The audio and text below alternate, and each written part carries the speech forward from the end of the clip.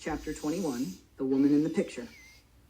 Later that evening, the sun dipped below the Missouri horizon, casting a warm amber glow through the farmhouse windows. Sam had gone outside to take a call, and Carl stayed in the living room, wrapped in the same blanket, finally sipping on the sweet tea Larry had made. The room was quiet except for the ticking of the old clock above the mantel.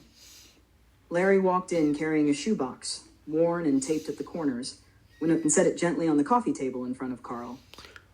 "Thought you might want to see these," Larry said softly. "Photos of when you and Sam were babies, and after." Carl's eyes widened. "Really?"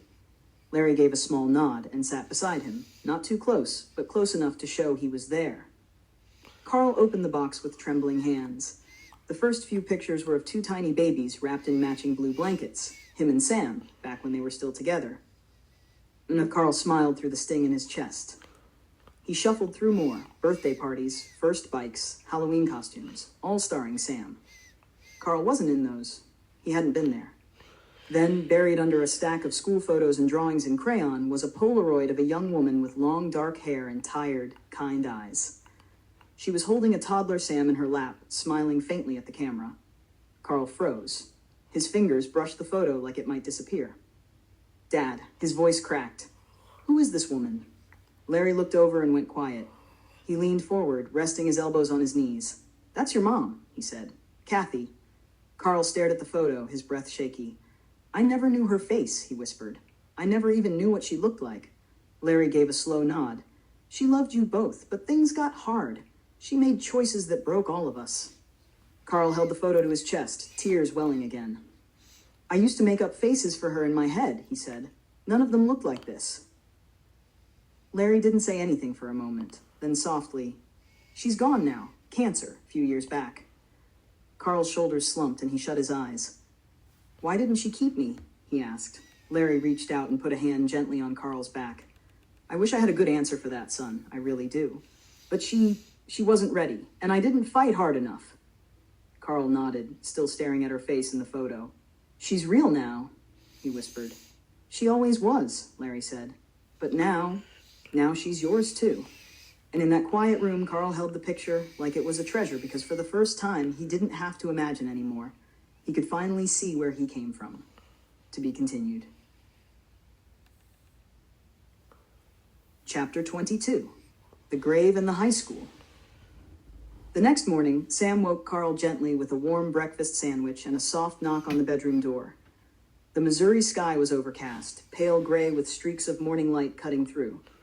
It matched the feeling in Carl's chest, heavy but calm. "We're going for a little drive today," Sam said with a quiet smile. "There's a couple places I want to show you."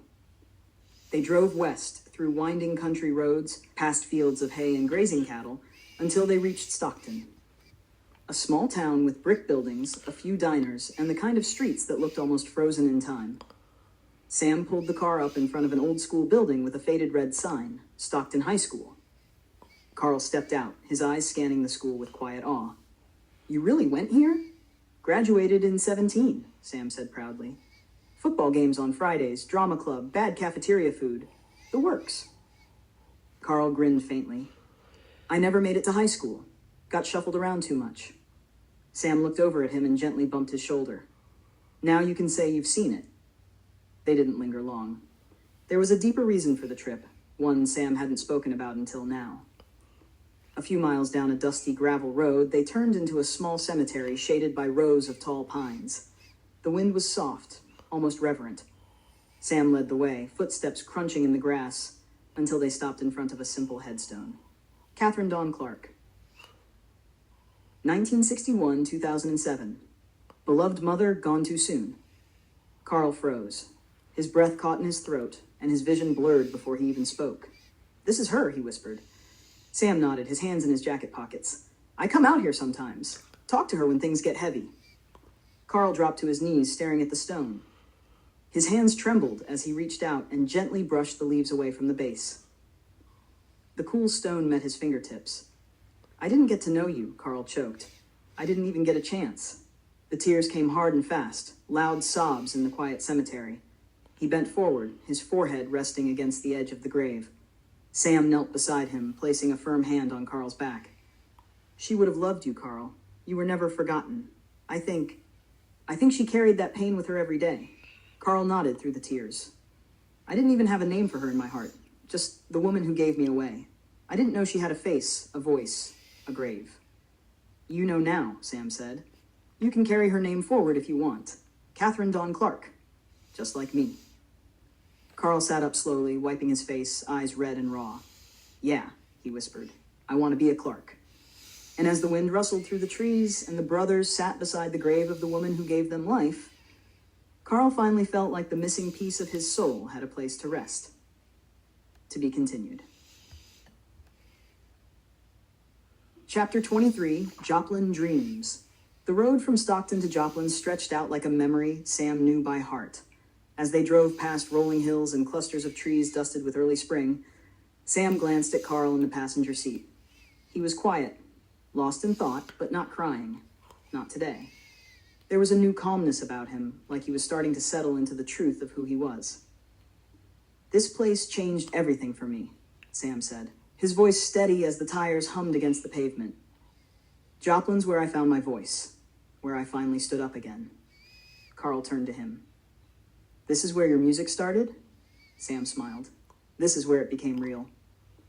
They pulled into downtown Joplin, a mix of old brick buildings, murals, and wide sidewalks.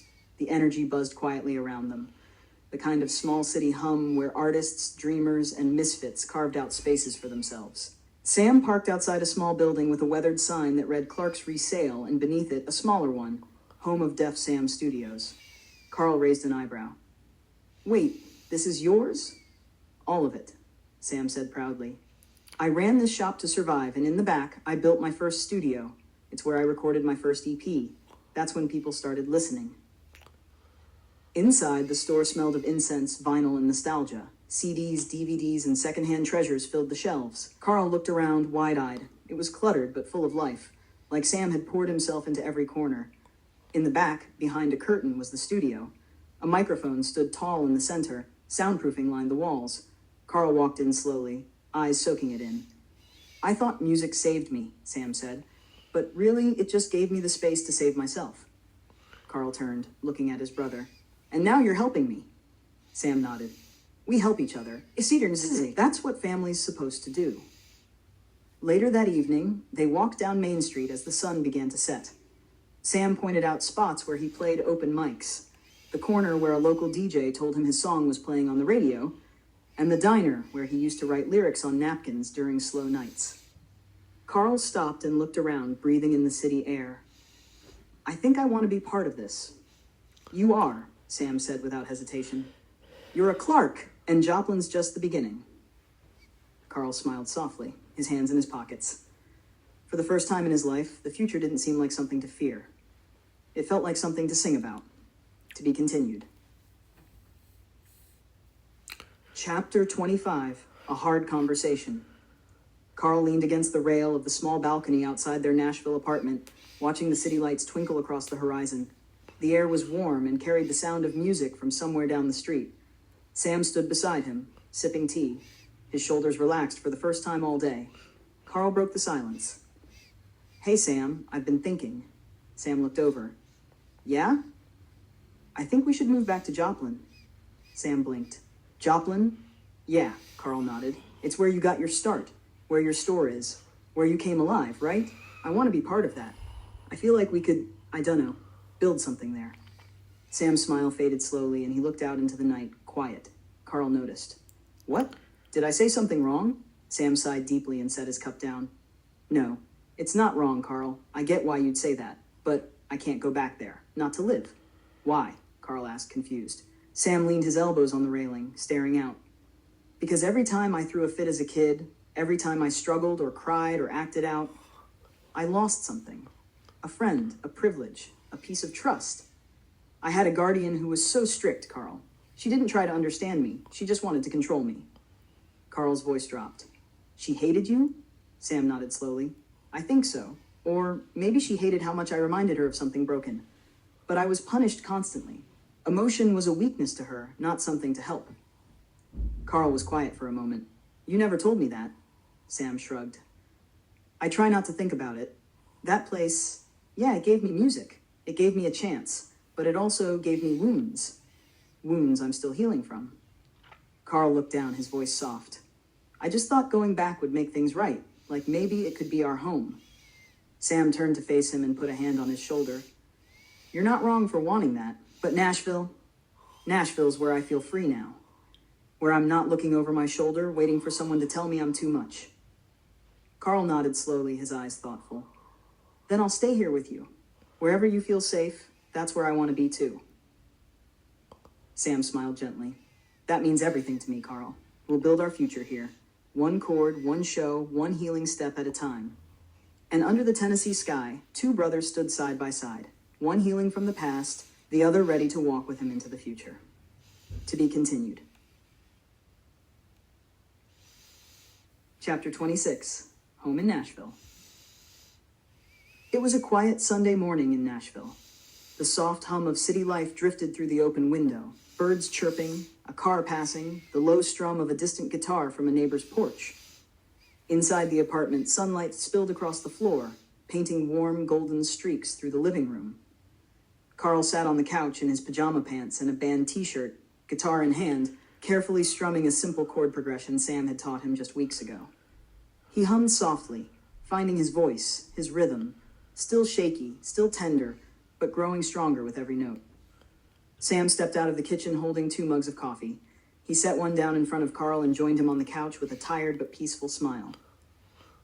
You're getting better, Sam said, nodding toward the guitar. Carl grinned. You think so? I know so, Sam said. I hear your voice now. That's something no one can take from you. They sat there for a moment, sipping coffee and letting the morning settle in.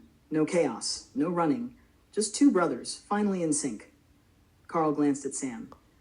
Do you ever think about how weird this is? That we found each other after all those years?